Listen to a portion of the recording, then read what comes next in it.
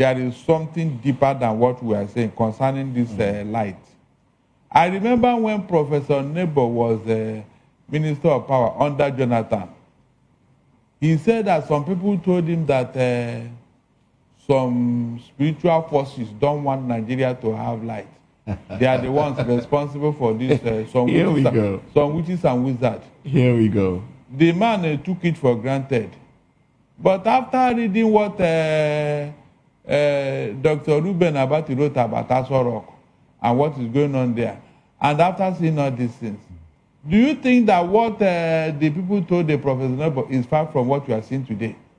How can you justify a situation whereby a country of 200 million people in this age and time does not have stable light?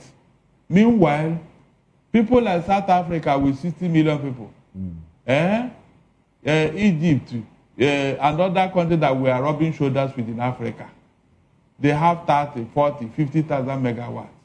Please, which year and which century are we going to get close to even 20,000 megawatts? Barrister, the truth of the matter is that it's a failure of leadership. It has nothing to do with being fetish. Okay, it's pure leadership. Okay, yes, there's nothing wrong in us. Leadership after leadership, but to steal there's money. Nothing wrong in but to steal money. To steal money. Okay, now exactly. I'm happy you're answering this question. Money. So those spirits don't stop them when they want to steal the money. The spirits become monkeys and snakes. And snakes and swallow.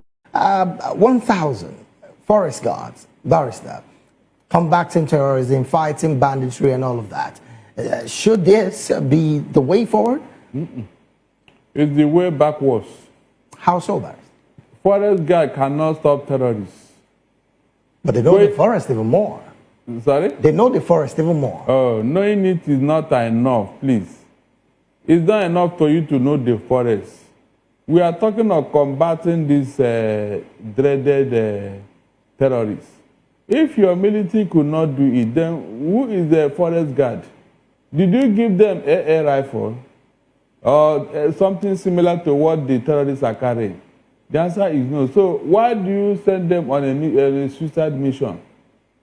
It will not help any issue. It will not. Seriously. What I wanted the federal government to do is to make a pronouncement. Make a pronouncement asking everybody living inside the forest to come out. To come out. Give the security agents, the military, to go there and flood them out. Anywhere you see anybody saying in the forest for whatever reason, that person is not a human being. He should be chased out of that place. Human beings live in houses, they live in cities, and they live in a well-structured environment and all that. So why would these people be staying in the forest and you are not sending forest guard? Because they know, if they know the terrain, what has that got to do with?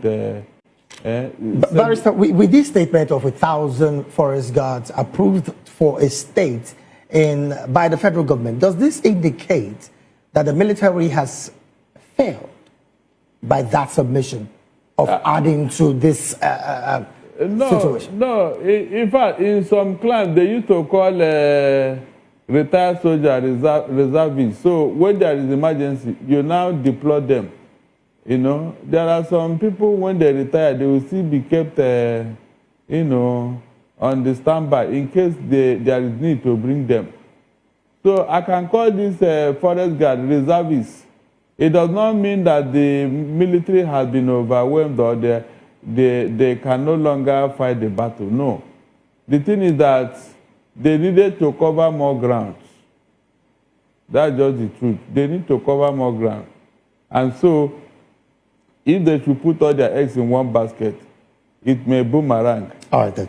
Barrister, should Nigeria celebrate these particular kind of statements? Because, yes, there have been questions about the presidency's trips and how much it has yielded for Nigeria and how much of an impact those yield have become on the lives of Nigerians in the country. Should we celebrate this 5 billion naira proposed trade agreement with Nigeria? It's on paper.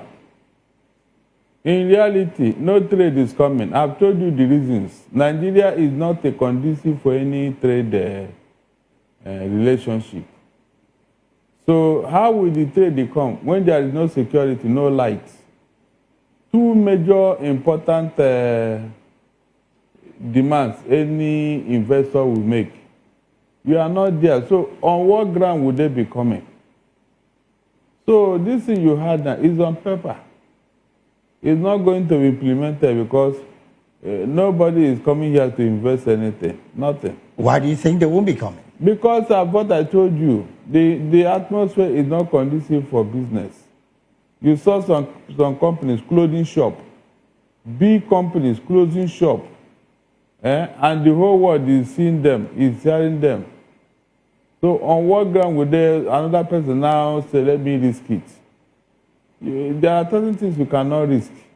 Now, Barrister, on our counts, President has undertook about 36 foreign trips across Africa, Europe, Asia, the Middle East, and America. And of course, on our account as well, he has attracted about $50.8 billion in foreign direct investment. That's what we see all across on the platforms of the federal government. Looking at the fact that 36 foreign trips have been undertaken by the the president, should these be, the figures not go higher than what we see as against what is even spent when the trips are done? Now, if you want to compare notes, you have to start with the costs of these trips and ask yourself, what benefit did they bring home? Nothing. Nothing, no benefit at all. No benefit. It's just that this government, they are very good at lying. They will come and paint a picture of what is not there. We have not seen any benefit. If there is benefit, the economy will not be where it is today. It will have reflected on the economy. And so all those trips, if you look at the cost of it alone, you will now know that we are just on a jamboree. No working visit, no whatever, nothing. Nothing. Well, as it stands, Barrister, it is the government that is asking for international assistance because the numbers of people who are dying as a result of this torrential rain is increasing by the day. As a government, is this an indication that the government is totally overwhelmed from handling this kind of situation?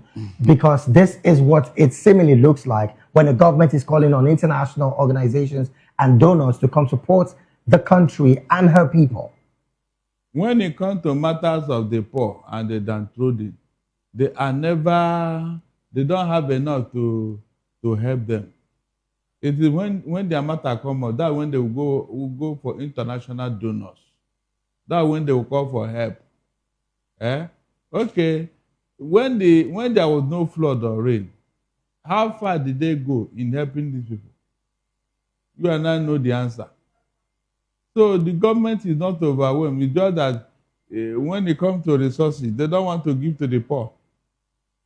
They believe when they bring out all the goodies, all the nice things and all that, there will not be enough for them to steal.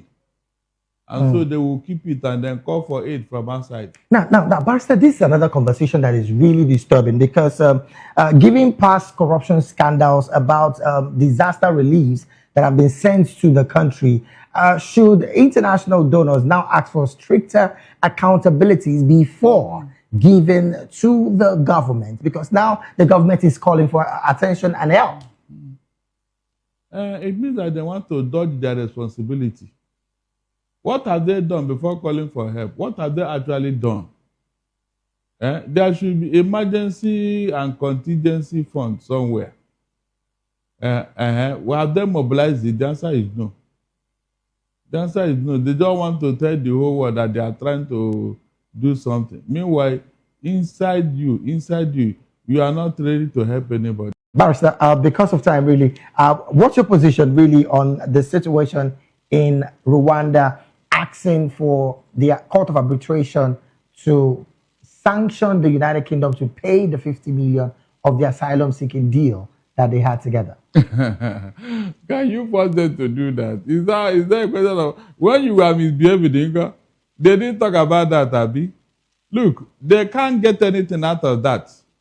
Yes. But there was a treaty signed. Hold on. You breached it. By your conduct, you breached it. That was why the Western world said, we are no longer interested in, because inroad he made in DRC. Yes. What was the reason for that, David? What was the reason for that nonsense? And you still want the Western world to be paying you money? No, now you got it wrong. So you can't eat your cake and have it. Nothing will come out of that thing. It's not by force. We are helping your economy, and you are misbehaving. Continue what you are doing in Congo now. Whatever you get there, you take. Oh, well, while we'll wrap up this conversation, Barrister, in one sentence, the wife of the opposition figure in Uganda who is imprisoned, I'm talking about Kizza Besigye, is clearly saying that she is the next of kin to the opposition leader who is still in prison anyways, because the information minister said this woman that is talking is not the next of kin to the opposition leader in prison. And of course, the woman did say that the doctors, the doctor of the husband, have not been allowed access to the man, and thereby his health is deteriorating. But the information minister in Uganda said this is not true. His doctors have checked him. He only had diarrhea, and he's doing fine. What should we believe in all of this mixed, Barrister? It is the man that will tell the whole world who is his next of kin, and not you. Are you a member of the family? Why would you be saying that because the man is in trouble now, you don't want anybody to speak on his behalf? That is wrong. Allow the man to choose his next of kin. And I didn't see a situation whereby the man have said, no, don't come to me, you are not my next of kin, or something like that.